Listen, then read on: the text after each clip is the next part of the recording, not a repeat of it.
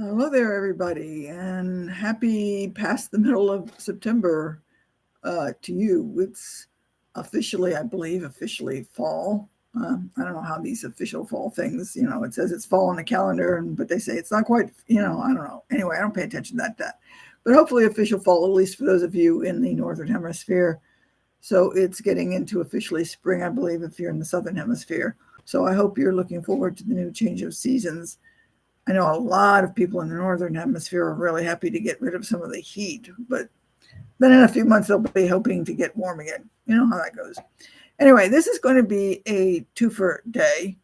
At least I hope it's going to be a twofer. Last time I tried to do this, the video didn't take at all, and I couldn't figure out why. So we'll see what happens.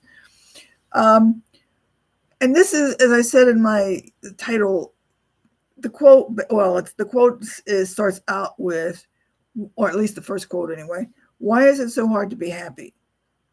We refuse to let go of the things that make us sad. Think about that.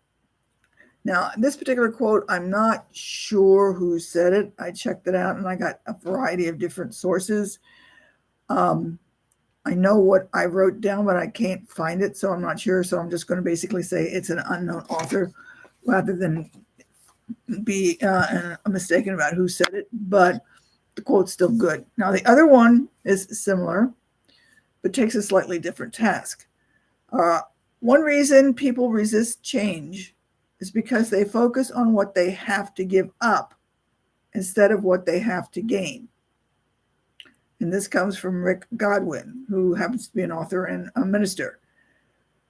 Now, they're both looking at similar issues and they both have similar concepts, is that many of us talk about wanting to change. We want to do this. We want to have happier lives. We want to do something different. Maybe it's you want to have a promotion, you want to have a different job, you want to get, an education or something like that. And we frequently have a tendency to not do what's necessary to do to accomplish those tasks. All of you probably know somebody who's been saying for years, I would like to be able to do whatever, but they never do. I want to lose weight. I want to go back to school.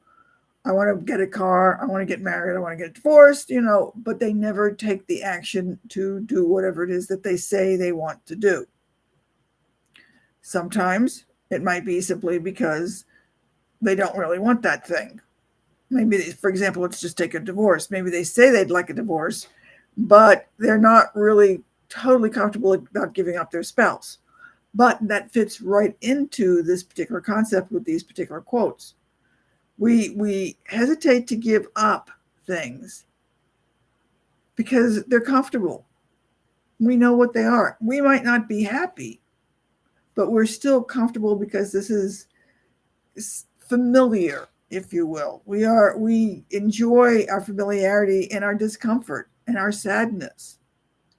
You might not like your job, but at least you know what it is. So if you think in terms of changing jobs or changing spouses or doing something like that, changing your circumstance, it brings a lot of unknowns. And that's where a lot of people get scared. So scared that they don't do anything. They'd rather stay with the negative. So a lot of people, in some cases, in many cases, there's a lot of things that go into it, but a lot of people who get abused don't change their situation because they don't know or don't believe that they can do anything outside of the situation in which they find themselves. And so if you think in terms of think in terms of what do you have to gain, not what you have to lose. You know what you've got because you're already living in it. Start thinking in terms of what you have to gain. If you want a new job, what can be the benefits of those what can be the benefits of that new job? If you don't like your spouse, what would be the benefits of changing or getting a divorce? Would there be any benefits? In a sense, it's like looking at a pro-con list or a good, bad, however you want to look at it. Because on one hand, you're looking at what's the situation you've got right now? Are you satisfied with it? Satisfied with it enough that that's where you want to stay, because apparently in many cases you are satisfied with it because that's where you're staying. On the other hand, look at the situation in which you say you want to get into. Is there enough positive in that to make you want to change the circumstances to get to that situation? So again, we'll just take divorce. Don't know why I'm divorced today, but that's the topic that came up. But anyway, so you're thinking in terms of at least you're comfortable. Well, you may not be happy, but you're comfortable with the situation, comfortable enough. Now, don't get on me because I'm saying comfortable. You don't have to be comfortable, but you're so comfortable because you know what's going on. You know essentially the rules of the game, so to speak. You kind of know how to play whatever's going on. Something's going to happen. Somebody's going to get angry, blah, blah, blah. You know how it's all going to play out in the sense that you know the scenario. To change the game is going to bring in a whole new set of issues. And that's where a lot of the discomfort comes in because you don't know what the rules are going to be. You don't know what you're supposed to do. And suddenly on your own. There's a fairly common, I think, in some circles anyway, acceptance about why a lot of people don't want to, a lot of really, really heavy people don't want to lose weight.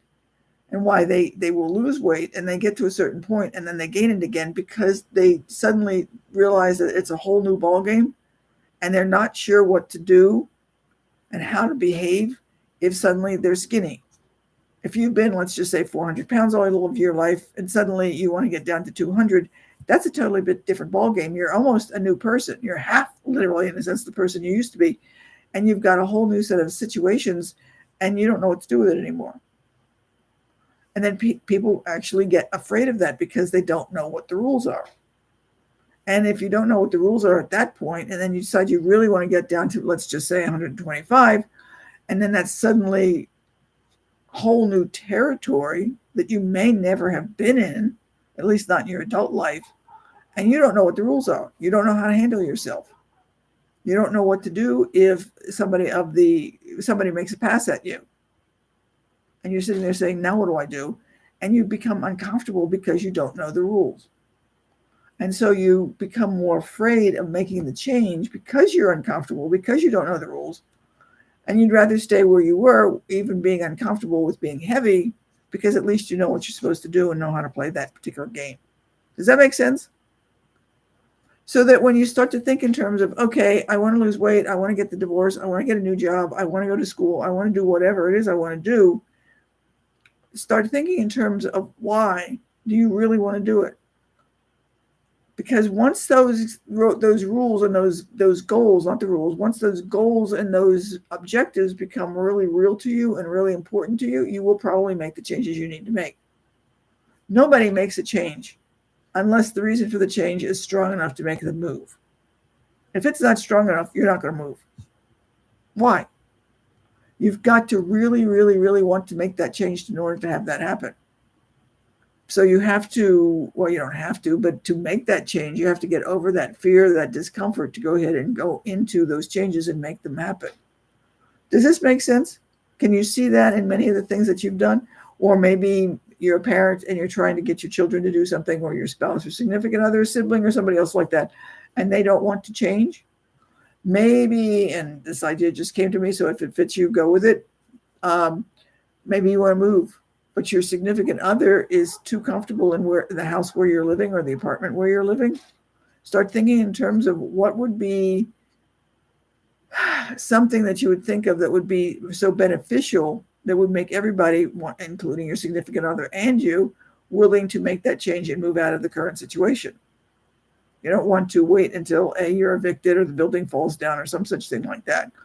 Make the choice because you want to make it. Because once you want to make it, literally, once you want to make it, it's going to be easier to make that change. Because it's not going to be easy to make that change if you're not totally convinced that that's what you want to do. Does that make sense? So I hope so. Think in terms of other people. I'm sure you know at least one person, probably 12 people, that don't make changes. And then if you think about it, it might be because their comfort level with where they are now is just too great. The question and my challenge for you is to think in terms of, are you so comfortable that you're not willing to make the change because you're too comfortable with where you are? So think about that. let me know. Ask me if you have any questions, and we'll chat around and see with you next week sometime. And hopefully this will work out. Okay, you take care and have a good week, and I'll chat with you later. Valerie out.